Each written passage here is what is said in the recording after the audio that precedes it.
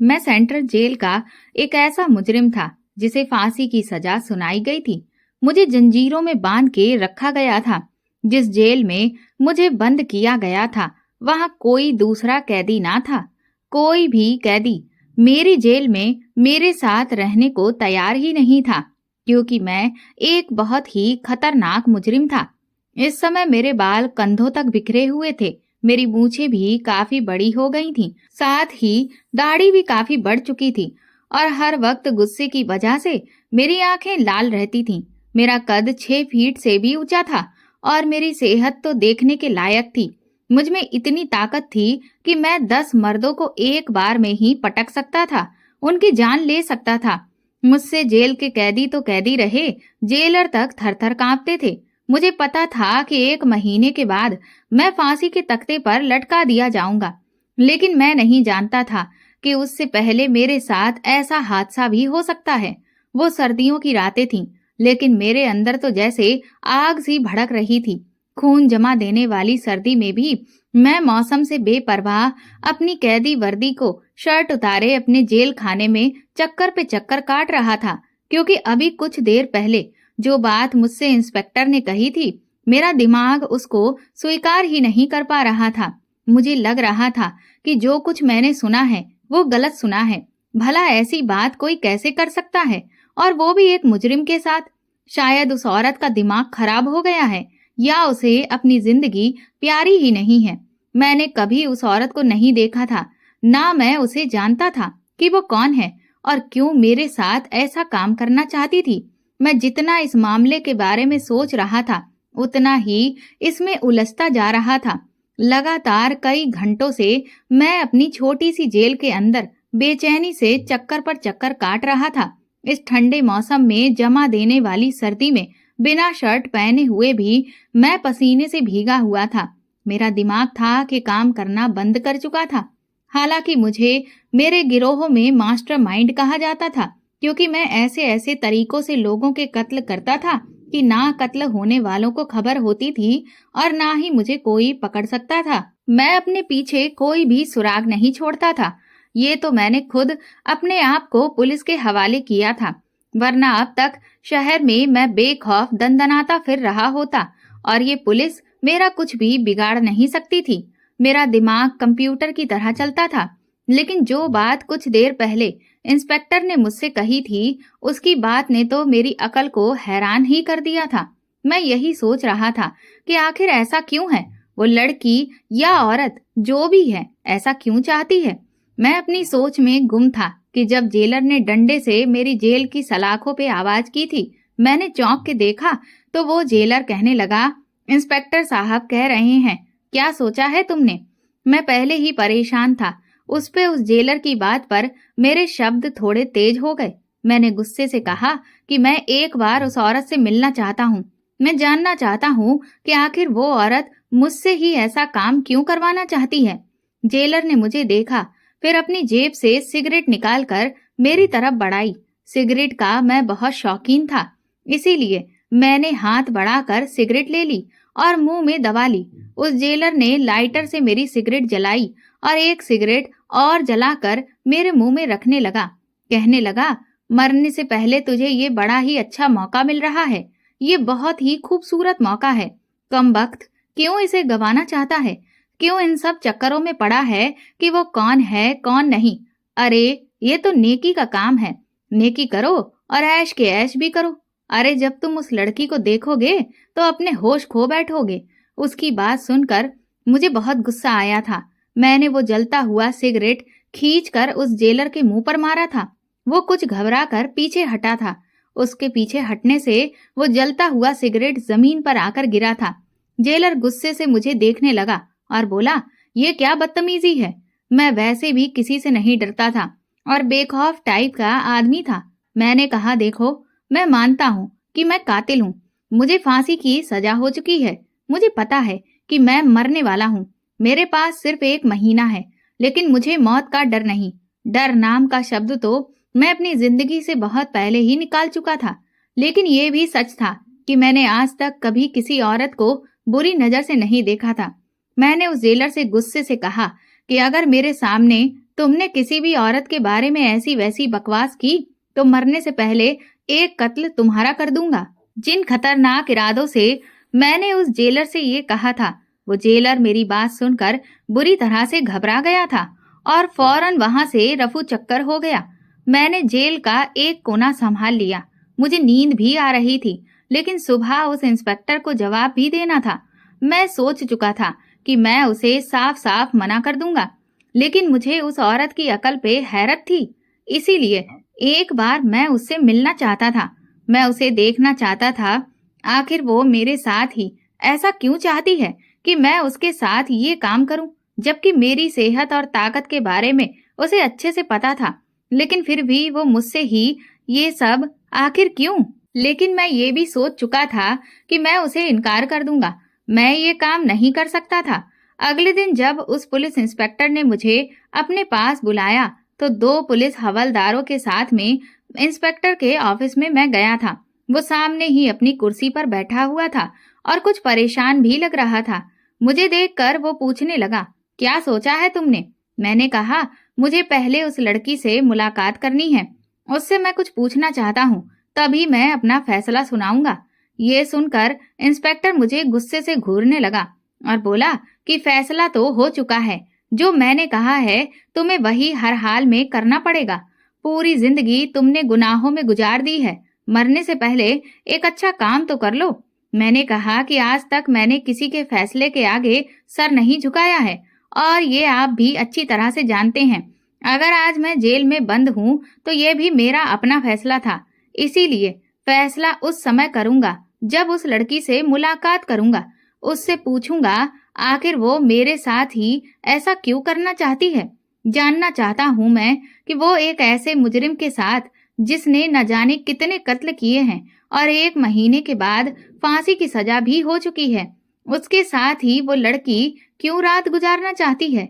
मैं ये भी नहीं सोच सकता था कि ये पुलिस वालों की कोई चाल होगी ताकि वो मुझसे कोई राज उगलवाएं, क्योंकि मैं तो अपने हर जुर्म को खुद ही स्वीकार कर चुका था, जिसकी सजा भी सुन चुका था।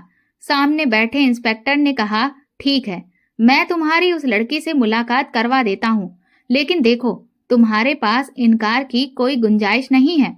तुम्हें वही करना है जो मैं तुम्हें कह चुका हूँ। ये कहने के बाद उसने दोनों हवलदारों से कहा कि इसे वापस जेल में बंद कर दो। जब तक मैं उस लड़की या फिर औरत से मिल न लेता, मेरी बेचैनी वैसी की वैसी बनी रही थी। लेकिन एक बात मुझे ये भी समझ में नहीं आ रही थी कि ये इंस्पेक्टर ये सब करने के लिए मुझ पर इतना दबाव क्यों बना रहा था। कुछ घंटे के इंतजार के बाद 2 लेडीज कांस्टेबल के साथ एक लड़की मेरी जेल में आई। उस लड़की को देखकर तो मैं अपनी आंखें झपकाना ही भूल गया था। वो बेहद हसीन और कम उम्र लड़की थी। उसकी उम्र ज्यादा नहीं थी, यही कोई 23-24 साल की थी। उसे देखकर तो मेरे अंदर और भी बहुत से सवाल सर उठाने लगे थे। ये कम उम्र नाजुक सी लड़की कैसे मेरे जुनून को अपने अक्स पर सह सकती है। मुझे उस लड़की की अकल पे हैरत होने लगी थी। उसे मेरी ताकत और अपनी ताकत का बखूबी अंदाजा था, फिर भी वो ये सब चाहती थी। मुझे देखकर तो खतरनाक से खतरनाक मुजरिम भी डर जाते थे और ये नाजुक सी लड़की मेरे साथ हलाला करना चाहती थी। 1 महीने मेरी संगत में रहना चाहती थी।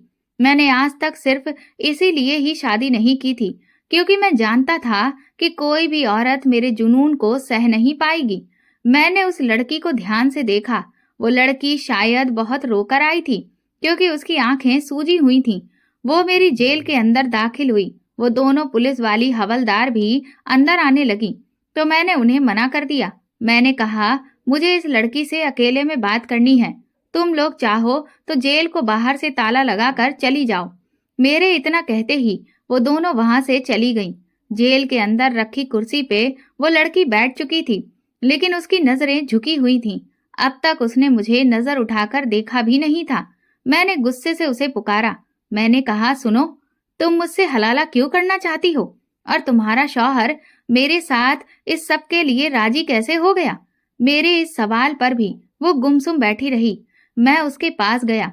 मैंने कहा, मैंने कुछ पूछा है तुमसे, तुम मेरी बात का जवाब क्यों नहीं दे रही हो? मुझसे हलाला क्यों करना चाहती हो? वो लड़की बहुत ही उदास शब्दों में कहने लगी, आपको ऐतराज किस बात पर है? हालांकि उसने अपनी नजरें अभी तक नहीं उठाई थीं। शायद उसकी आंखों में आंसू भरे हुए थे, जिन्हें वो मुझे दिखाना नहीं चाहती थी।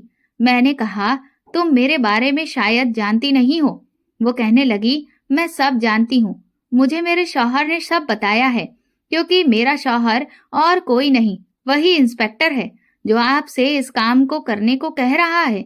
मैं उसकी ये बात सुनकर चौंक गया और अब मुझे समझ आया था कि वो इंस्पेक्टर मुझे अपना फैसला क्यों सुना रहा था। मैंने कहा, मैं तुम्हारे साथ हलाला नहीं कर सकता। मेरी बात सुनकर अचानक से उसने मेरी तरफ देखा था, जिससे उसकी आंखों से आंसू लुढ़क कर उसके गालों पे आ गए। वो कहने लगी, क्यों? उसके सवाल पे मैंने उससे कहा, क्यों भरी जवानी में मरना चाहती हो? मेरे जुनून को तुम सह नहीं सकती। मेरी बात सुनकर एकदम से उसका चेहरा फीका सा पड़ गया था। फिर भी वो यही कहने लगी कि मैं तुमसे शादी करना चाहती हूँ। मैंने कहा, सोच लो, मैंने आज तक किसी पर दया नहीं दिखाई है। मैंने बहुत कत्ल किए हैं। मुझसे रहम की उम्मीद मत रखना, इसलिए सोच समझ कर फैसला करना। हालांकि मेरा इरादा उस लड़की को इनकार करने का था, लेकिन उसे देखकर न जाने क्यों मैं उसे इनकार ना कर सका।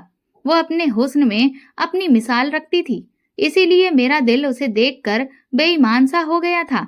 फिर जब वो खुद राजी थी तो मैं कैसे पीछे हट सकता था। मैंने कहा, ठीक है, जब तुम्हें इस बात पे कोई ऐतराज नहीं है तो मुझे क्या फर्क पड़ता है। खैर, अगले दिन मुझे जेल से बाहर निकाला गया और बाहर पुलिस जीप में बिठाकर एक घर पे ले जाया गया, जहां मेरे बालों को कटवाया गया, मेरी शेव कराई गई, मेरा हुलिया ठीक ठाक कराया गया। शाम को मेरा उस लड़की से निकाह होना था। पहली बार मैं एक अजीब सी उलझन का शिकार हुआ था। अभी तक मेरे दिमाग में यही सवाल कुलबुला रहा था कि आखिर मैं ही क्यों, उस लड़की को मैं ही क्यों मिला था हलाले के लिए। खैर, उसी घर के कमरे में वो लड़की दुल्हन बनी बैठी थी। वो एक छोटा सा मकान था, जहां पुलिस का भारी बल तैनात था, ताकि मैं कहीं भाग ना सकूं। मेरे और उस लड़की के अलावा अंदर कोई भी ना था उस घर में। मैं उसके कमरे में दाखिल हुआ तो वो लड़की दुल्हन बनी बैठी हुई थी। मैं सोच भी नहीं सकता था कि फांसी से 1 महीना पहले मेरी शादी भी हो सकती है। मैं कमरे में दाखिल हुआ, दरवाजा बंद किया और उस लड़की के पास जाकर बैठ गया। हालांकि वो बहुत ही सादगी से तैयार हुई थी, लेकिन इस सादगी में भी वो आफत ढा रही थी। उस वक्त तो वो कुछ डरी सहमी भी लग रही थी। पहली बार मुझे लगा कि मेरे सीने में भी दिल है जो धड़कना जानता है। ये पहला मौका था कि मैं एक लड़की के सामने उसके शौहर की हैसियत से बैठा हुआ था। मैंने आज तक 3 औरतों का कत्ल किया था, चोरी डकैती भी की थी, काफी नौजवानों को भी मारा था, बस कभी किसी से प्यार नहीं किया था। इसीलिए समझ में नहीं आ रहा था कि क्या करूं और क्या ना करूं। किसी को मारना पीटना तो मेरे बाएं हाथ का खेल था, लेकिन प्यार जताना, उसका इजहार करना, इस सब में मैं बिल्कुल कान का कच्चा था। मुझे कुछ भी समझ में नहीं आ रहा था। मैंने उस लड़की का हाथ थामा और उससे यही पूछने लगा, तुमने हलाले के लिए मुझे ही क्यों चुना? वो लड़की कहने लगी, मैं आपको अभी वजह नहीं बता सकती, लेकिन देखो, मैं बाद में बता दूंगी। मैंने कहा, हलाला क्यों करवाना चाहती हो? जिस आदमी ने एक बार तुम्हें छोड़ते हुए नहीं सोचा, वो क्या हलाला के बाद तुम्हें दोबारा नहीं छोड़ देगा? वो कहने लगी, ये आपकी समस्या नहीं है। मुझे उसकी इस बात पर गुस्सा सा आने लगा था। वैसे भी मैं गुस्से का बहुत तेज था, मुझे खुद पे कंट्रोल नहीं रहता था। मैं बहुत जल्दी आग बबूला हो जाता था। इसीलिए मैंने उसका दुपट्टा उतार कर फेंक दिया और उसकी थोड़ी पकड़कर उसका चेहरा ऊपर की ओर उठाकर कहा, जानती हो, मैंने आज तक किसी से शादी क्यों नहीं की? क्योंकि मुझे ये लगता था कि मेरे सीने में दिल ही नहीं है, बस एक धड़कने वाली मशीन है जो बस मेरे शरीर को जिंदा रखे हुए है।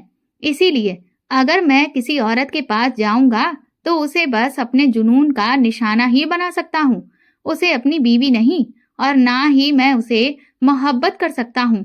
ये कहते हुए मैंने उसके बालों का जूड़ा भी खोल दिया था। वो बेहद डरी हुई लग रही थी।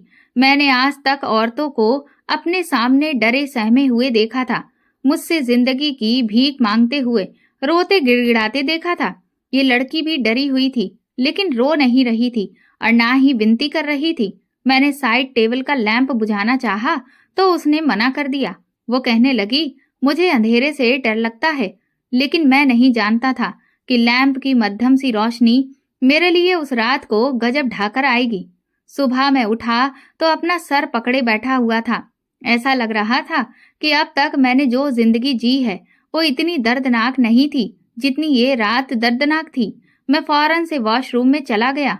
ठंडे मौसम में भी मैंने ठंडे पानी से सावर लिया और कपड़ों समेत शावर के नीचे खड़ा हो गया था। एक मुजरिम होते हुए भी मेरी आंखों से आंसू बह रहे थे। आज मेरे दिल के सिले जख्म जैसे फिर से उधड़ गए थे। मेरी आंखों के सामने अपनी गुजरी जिंदगी घूमने लगी थी। मैं तब 13 साल का था। घर में बीमार माँ के अलावा मेरी 15 साल की बहन थी और मैं सड़कों पे नंगे पांव सबसे अपनी माँ की दवा के लिए पैसों की भीख मांग रहा था। लेकिन कोई भी ऐसा ना था जो मेरी मदद करता। मैं एक एक की उंगली पकड़ पकड़ कर कह रहा था कि खुदा के लिए मुझे बस 500 रुपए की जरूरत है, कोई तो मेरी मदद कर दो। लेकिन कोई मेरी बात नहीं सुन रहा था। फिर एक गाड़ी वाला मेरे पास आया और बोला, अगर मैं उसकी एक बात मान लूं तो वो मुझे 500 रुपए की बजाय 2000 रुपए दे देगा। उस आदमी की ये बात सुनकर मैं बहुत खुश हो गया।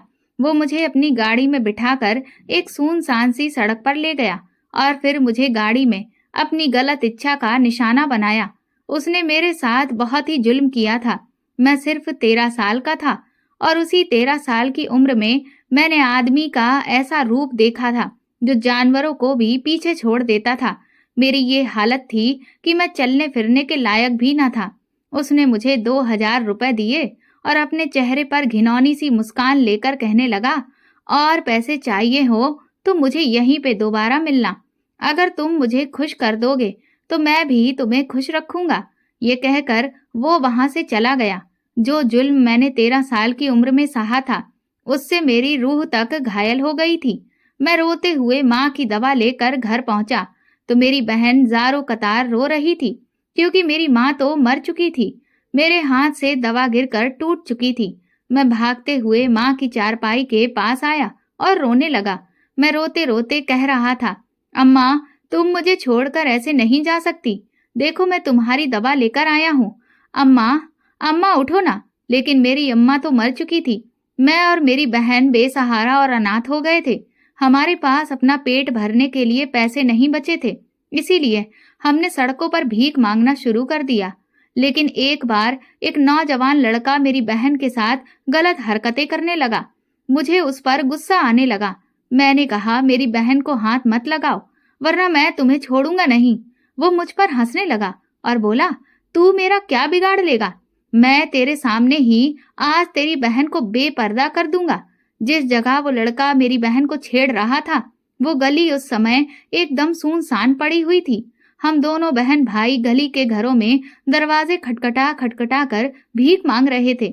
जब उसी लड़के ने घर का दरवाजा खोलकर हम दोनों को देखकर मेरी बहन का हाथ पकड़कर घर के अंदर खींच लिया था। मैं उस लड़के को पीछे हटने के लिए कहने लगा तो वो मुझे और मेरी बहन को जबरदस्ती अपने घर के अंदर ले आया और फिर मेरे दोनों हाथ पीछे को बांध दिए।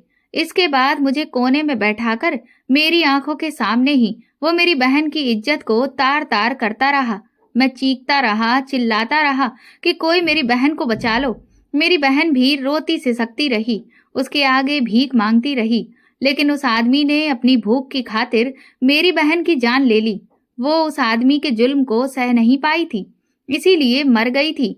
मैं लगातार गुस्से और नफरत से अपने हाथ पर पूरी ताकत लगा रहा था कि ताकि मेरे हाथ खुल जाएं और मैं उस इंसान को मार डालूं। लगातार कोशिशों से मेरे हाथ खुल गए थे। वो आदमी मेरी बहन के मुर्दा शरीर को देखकर परेशान था, इसीलिए उसका ध्यान मेरी तरफ नहीं था। मैंने कमरे में रखा गुलदस्ता उठाया और उसके सर पे वार करना शुरू कर दिया। मैंने उसके सर पे इतने वार किए कि वो आदमी लहूलुहान होकर मर गया था। लेकिन मेरा गुस्सा था कि खत्म होने का नाम ही नहीं ले रहा था। ये मेरा पहला कत्ल था जो मैंने सिर्फ 15 साल की उम्र में किया था। मेरी बहन तो मर चुकी थी। मैं आखिरी बार उसी समय रोया था जब मैंने अपनी बहन को दफनाया था उसके बाद मैंने लोगों के सामने हाथ फैलाकर भीख मांगने की बजाय छीन कर लेना शुरू कर दिया। मैं लोगों के बटुए चोरी करने लगा। जैसे जैसे समय गुजरता गया, मेरे हाथों में सफाई आने लगी थी। मैं किसी के बराबर से गुजरता और उसकी जेब को खाली कर देता। मेरा उठना बैठना भी ऐसे ही लोगों में होने लगा था। दूसरा कत्ल मैंने 18 साल की उम्र में मोटरसाइकिल वालों का मोबाइल छीनते हुए किया था। वो मुझे अपना मोबाइल नहीं दे रहा था। हालांकि मेरे साथी दोस्त ने कहा था कि पिस्टल से इसे सिर्फ डराना है, लेकिन मुझे उस इंसान पर गुस्सा आने लगा था, इसीलिए मैंने उसे मार दिया था। उस समय कत्ल करने पे मुझे बड़ा डर लगा था, क्योंकि उस आदमी का कोई कसूर ही नहीं था। लेकिन जब मेरे गिरोह के बॉस को पता चला कि मैंने गुस्से में कुछ भी ऐसे कर जाता हूँ, तो वो मेरा हाथ पकड़कर मुझे एक दूसरे आदमी के पास लेकर गया था, जो मुझे कत्ल करने के लाखों रुपए देने को तैयार था। मैं ये काम करने लगा। मेरा दिमाग इस कदर तेज था कि मैं कत्ल करने के बाद कोई भी सबूत नहीं छोड़ता था। लेकिन आखिरी कत्ल ने मेरे अंदर सोए हुए जमीर को झंझोड़ कर रख दिया था। दरअसल वो इंसान अपना घर बेचने को तैयार ही ना था और मेरे मालिक को उसकी जमीन हर हाल में चाहिए थी, क्योंकि उस जमीन की कीमत बहुत बढ़ चुकी थी और मेरा मालिक वहां पर एक मॉल बनाना चाहता था। लेकिन उस आदमी का घर मॉल बनने में रुकावट बन रहा था। मेरे मालिक ने उस आदमी को उसके घर की बहुत बड़ी कीमत अदा करने की पेशकश की थी, जिस पर भी उसने अपना घर बेचने से इनकार कर दिया था। इस बात से मेरा मालिक नाराज हो गया और उसने मुझे हुक्म दिया कि मैं उस आदमी को मार डालूं, जिसके लिए वो मुझे 5 लाख रुपए देने को तैयार था। मैंने भी हामी भर ली। मैं जब उस आदमी के घर गया, उस आदमी पर बंदूक तानी, तो उस आदमी की पत्नी और उसका 10 साल का बच्चा मेरे सामने आ गए और उसकी बीवी हाथ जोड़कर रोने लगी, कहने लगी, ये घर हमारा इकलौता सहारा है, हम रोज के कमा कर खाने वाले हैं। उसका मासूम बच्चा भी मेरे आगे हाथ जोड़कर कहने लगा, अंकल प्लीज मेरे पापा को छोड़ दो। उसकी मासूम पुकार सुनकर मेरे हाथ कांपने लगे थे। उसकी बीवी बार बार गुहार लगाने लगी, खुदा के लिए हमें छोड़ दो। ये सब देखकर न जाने क्यों, लेकिन मैं उस आदमी को मार ना सका और जब यूं ही वापस बॉस के पास गया तो वो मुझे गालियां बकने लगा, कहने लगा, मेरे ही टुकड़ों पर पल रहे हो और मेरे ही हुक्म को मानने से इनकार करते हो। दफा हो जाओ यहाँ से, तुम नहीं तो कोई और सही। मेरे पास आदमियों की कमी नहीं है, मैं ये काम किसी और से करवा लूंगा। बॉस की ये बात सुननी थी कि मैं अपने आपे से बाहर हो गया और मैंने अपनी पिस्तौल निकालकर बॉस को ही भून कर रख दिया था और फिर खुद को पुलिस के हवाले कर दिया। अपने सारे जुर्म मैंने खुद कबूल कर लिए थे, इसीलिए मुझे फांसी की सजा हो गई। लेकिन एक दिन मेरे पास एक पुलिस ऑफिसर आया, कहने लगा कि एक आदमी ने अपनी बीवी को गलती से तलाक दे दिया है और तुम उसका हलाला कर दो। मैंने कहा, मुझे ये सब नहीं करना। पहले लोग अपनी बीवियों को गुस्से में तलाक देते हैं, उन्हें छोड़ देते हैं और फिर बीवी को इस आजमाइश के लिए मजबूर करते हैं। वो इंस्पेक्टर कहने लगा, ये उसकी बीवी की खुद की इच्छा है। मैं ये सुनकर हैरान हुआ था।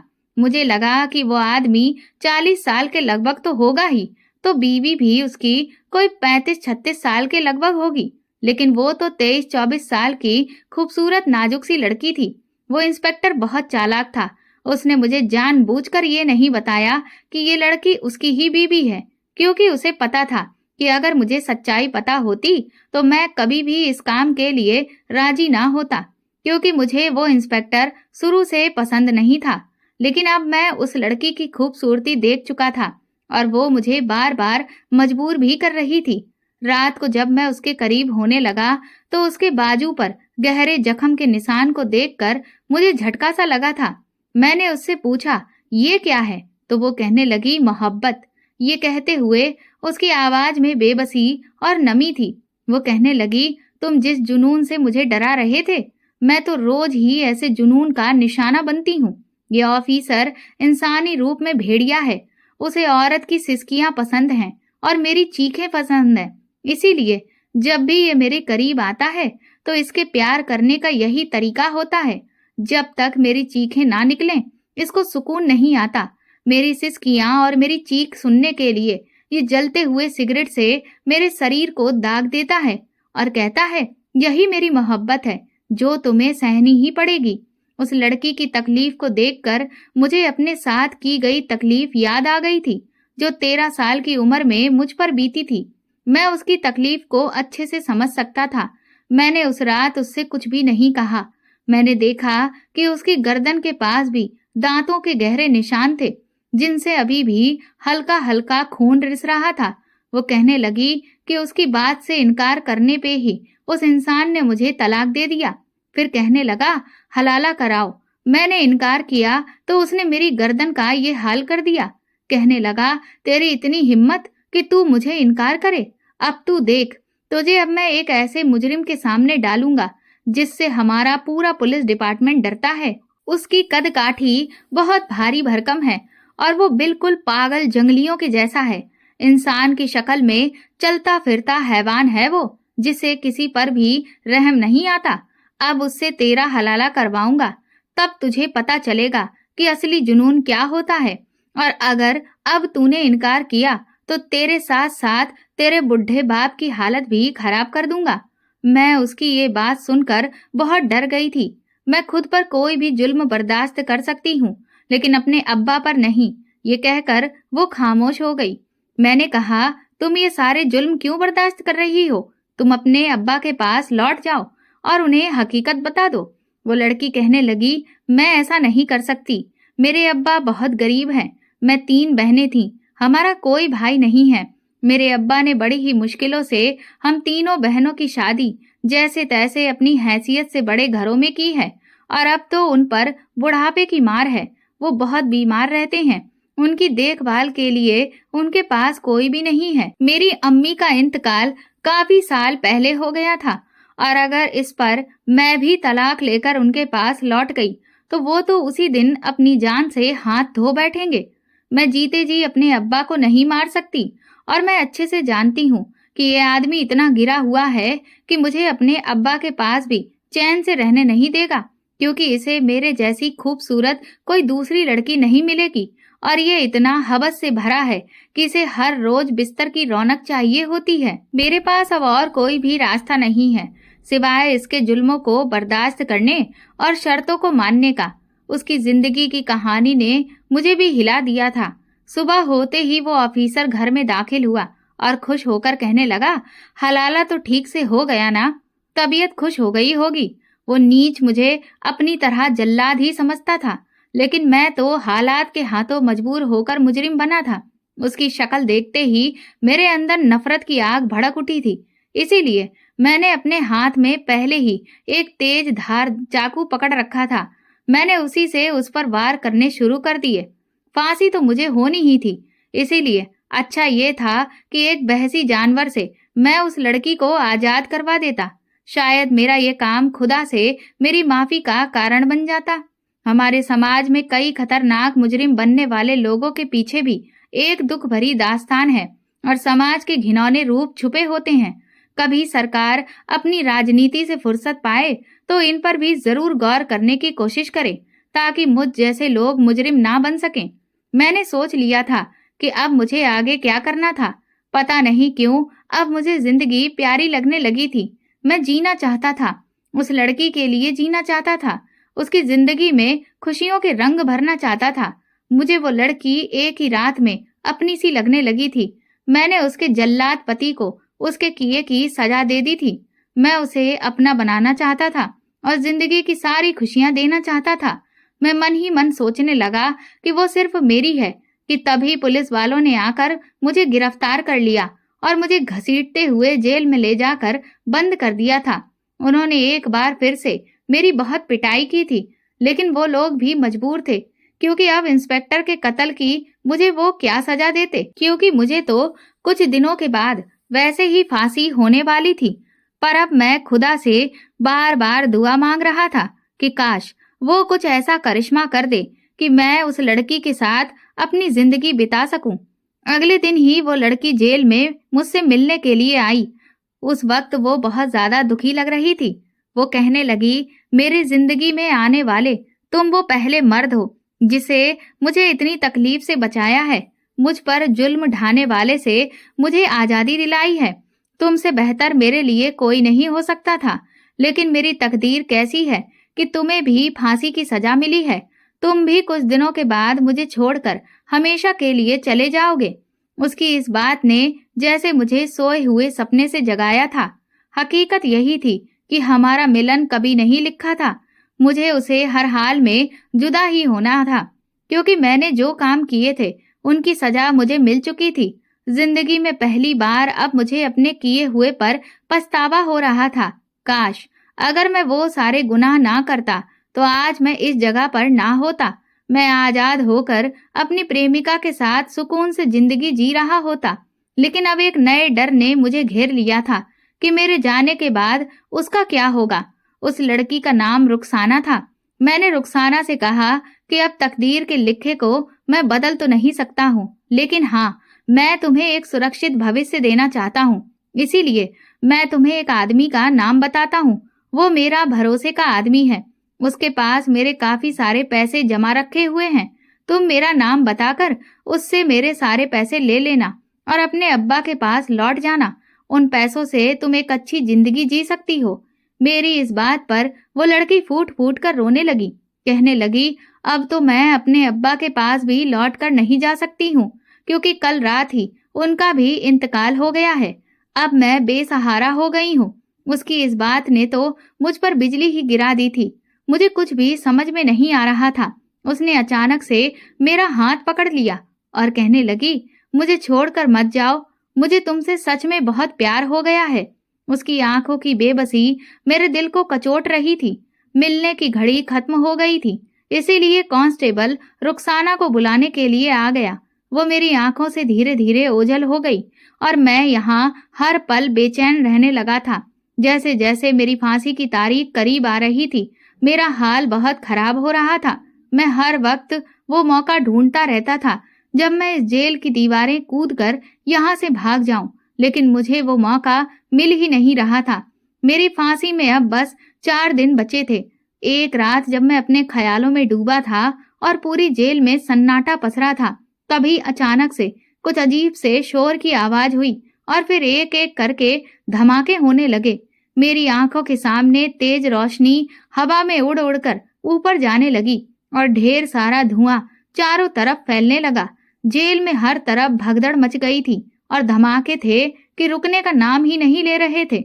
मुझे कुछ भी समझ में नहीं आ रहा था कि अचानक से ये क्या हो गया है कि तभी एक बूढ़ा कांस्टेबल मेरी जेल की तरफ आया। उसने मुझे तुरंत ही वहां से बाहर निकलने में मदद की। मैं उससे पूछने लगा कि ये सब क्या हो रहा है, लेकिन उसने मेरी किसी भी बात का कोई जवाब नहीं दिया। जेल में चारों तरफ धमाके हो रहे थे और आग फैलती ही जा रही थी। बहुत सारे लोग जल जल कर इधर उधर दौड़ रहे थे। ऐसा भयानक मंजर तो मैंने अपनी जिंदगी में पहले कभी भी नहीं देखा था। वो कांस्टेबल मेरा हाथ पकड़कर न जाने किस रास्ते पर मुझे दौड़ाए चला जा रहा था। काफी दूर दौड़ने के बाद हम जेल से बाहर निकलकर एक जंगल की तरफ आ गए थे। वहां जाकर हम रुके। मेरी तो सांसें ही फूल चुकी थी। वो कांस्टेबल भी बुरी तरह से हाँफ रहा था। मैंने एक बार फिर से उसे सवालिया नजरों से देखा तो वो कहने लगा, मैं जानता हूँ कि रुखसाना तुम्हें प्यार करती है और तुम्हारे साथ अपनी जिंदगी बिताना चाहती है। मैं उस बच्ची के बारे में सब कुछ जानता हूँ। वो इंस्पेक्टर उस बच्ची पर बहुत जुल्म ढाता था। मेरी ड्यूटी उस इंस्पेक्टर के साथ ही रहने की थी, इसीलिए उसकी हर एक हरकत के बारे में मुझे सब पता है। मुझे उस बच्ची पर हमेशा से बहुत तरस आता था और मैं अल्लाह से दुआ मांगता था कि वो उस पर रहम करे। और जिस दिन तुमने उनसे इंस्पेक्टर का कत्ल किया, मैं बहुत खुश हुआ था। उस दिन मैंने तुम दोनों को बात करते हुए सुन लिया था कि तुम दोनों एक दूसरे को पसंद करते हो और साथ में जिंदगी जीना चाहते हो। मुझे भी यही लगा कि उस बच्ची के लिए तुमसे बेहतर और कोई नहीं हो सकता, और इसीलिए आज जब अचानक से गैस लीक होने की वजह से जेल में सिलेंडर फटने लगे तो मेरे दिमाग में सबसे पहले यही आया कि यही वो मौका है जब मैं तुम्हें यहाँ से भगा दूं, ताकि तुम उस बच्ची की जिंदगी को खुशियों से भर दो। उस कांस्टेबल की ये बात सुनकर मैं बहुत खुश हो गया था। वो कांस्टेबल कहने लगा, जाओ, अब तुम आजाद हो। जाओ रुखसाना के पास चले जाओ और उसे यहाँ से लेकर कहीं बहुत दूर निकल जाना। मैं वहां से भागने लगा, लेकिन तभी अचानक मेरे दिमाग में एक ख्याल आया। मैंने पलटकर उस कांस्टेबल से कहा, लेकिन बाद में जब अफसरों को पता चलेगा कि मैं जेल तोड़कर भाग गया हूँ और अगर उन्हें ये खबर हो गई कि इस काम में तुमने मेरी मदद की है, तो तुम्हारा क्या होगा? कांस्टेबल कहने लगा, उस सब की तुम फिक्र मत करो, अब सब कुछ अल्लाह पर छोड़ दो, जो होगा सो देखा जाएगा। फिलहाल तुम यहाँ से चले जाओ। मैं तुरंत ही वहां से निकलकर रुखसाना के पास पहुंचा। वो भी मुझे देखकर दंग रह गई थी। मैंने उसे एक सांस में सब कुछ बता दिया। उसने फटाफट से अपने सारे कपड़े पैक किए और वहां से निकलकर मैं सीधा अपने उस भरोसेमंद आदमी के पास पहुंचा, जिसके पास मेरे कुछ पैसे थे। हमने रातों रात ही उस शहर को छोड़ दिया था और दूसरे शहर में अपना एक नया ठिकाना बना लिया। मैंने अपना भेष पूरी तरह से बदल कर रख दिया था। अब मैं दिखने में कोई मुजरिम नहीं, बल्कि एक आम सा सीधा साधा आदमी लगता था। इसलिए अब मुझे कोई भी पहचान नहीं सकता था। रुखसाना के साथ अगले दिन ही मैंने निकाह कर लिया था, लेकिन मैं और रुखसाना बहुत ज्यादा डरे हुए थे कि कहीं पुलिस फिर से आकर मुझे पकड़ ना ले। मैं इसीलिए हर तरफ जेल में लगी आग की खबरों को अच्छे से खोज रहा था कि तभी मैंने टीवी पर न्यूज़ सुनी। उसमें बताया जा रहा था कि ये आग इतनी ज्यादा भयानक थी कि इसमें लगभग सभी कैदी जलकर बिल्कुल राख हो गए हैं। किसी का भी नामो निशान नहीं बचा। काफी सारे पुलिस वाले भी बुरी तरह से घायल हैं। जेल की सबसे बड़े अधिकारी ने बयान दिया है कि उन्हें इस दर्दनाक हादसे पर बेहद अफसोस है। उनके बयान में मेरा नाम भी शामिल था।